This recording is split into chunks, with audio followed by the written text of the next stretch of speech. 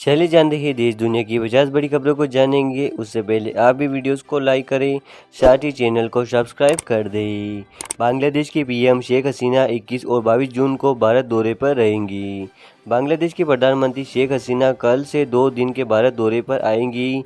बांग्लादेश के पीएम को प्रधानमंत्री नरेंद्र मोदी ने निमंत्रण दिया था।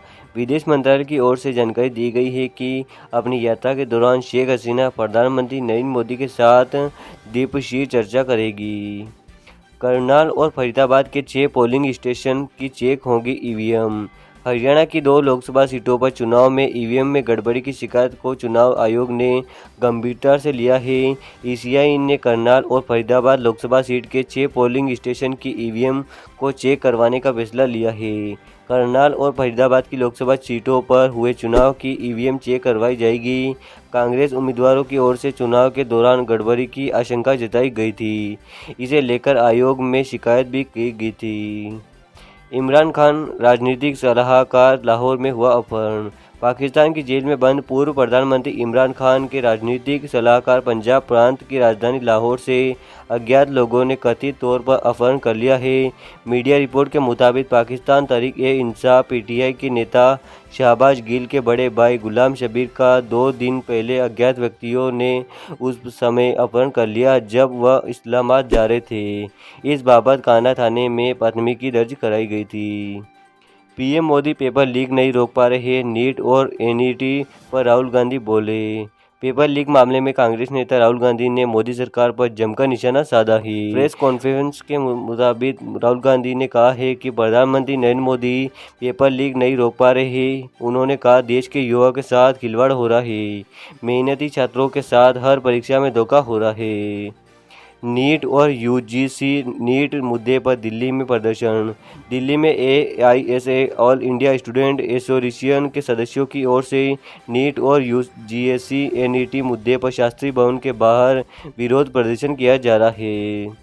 दिल्ली में एनसीआर में आंधी तूफान आने की संभावना। दिल्ली में मौसम विभाग की वैज्ञानिक सोमा सेन रॉय ने बताया मध्य भारत और पूर्वी भारत में एडवांस मानसून स्थिति पैदा होगी।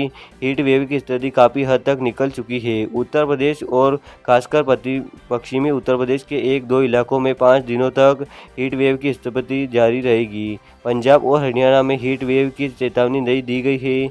इसी तरह कोंकण, गोवा, कर्नाटक, तटीय कर्नाटक और केरल में अगले 3-4 दिन से भारी अति भारी वर्षा होने की संभावना है। जबकि दिल्ली में 23 और 24 को आइसोलेंट ऊष्मा होने की संभावना है। आज भी दिल्ली में आंधी तूफान आने की संभावना लग रही है। मामले की जांच चल रही है, शिक्षा मंत्रालय का कहना। नीट पर शिक्षा मंत्रालय के संयुक्त सचिव गोविंद जायसवाल ने कहा है कि केंद्रीय गृह मंत्रालय से मिलने वाले इनपुट के बाद ऐसा लग रहा है कि कुछ ऐसे मामले में कंप्रोमाइजेशन हुआ है, इसीलिए परीक्षा रद्द किया जाएगा और यह जल्द ही परीक्षा की नई तारीख बताई जाएगी। छात्रों का हित हमारे लिए सर्वोपरि है, इसे लेकर किसी भी तरह का समझौता नहीं होगा। यूजीसी को इनपुट मिला था, यह इनपुट टेक्निकल नेचर का था। मामले की जांच चल रही है, हम किसी भी तरह का एक्शन लेने को तैयार है। पुणे में कार में साइकिल चला रहे बच्चों को रौंदा मौत। महाराष्ट्र के पुणे में एक बार फिर बड़ा सड़क हादसा हो गया है।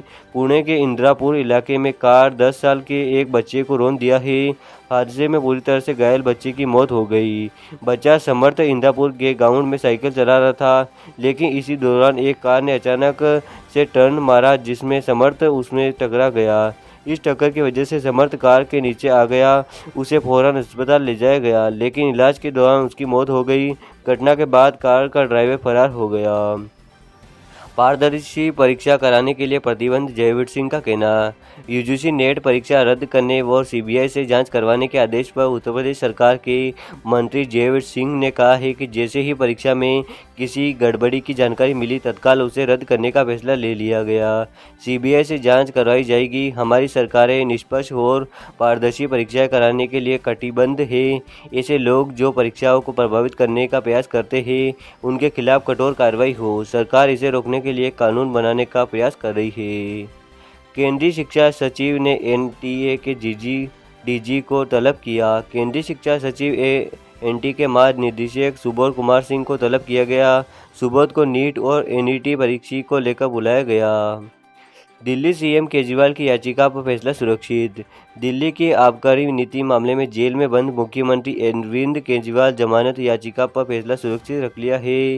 राजधानी की राउच एवेन्यू कोर्ट के वैकेंसी जज बिंदु न्याय ने मामले पर सुनवाई कर सीएम केजरीवाल की नियमित जमानत याचिका और एक अन्य याचिका पर फैसला सुरक्षित रख लिया है।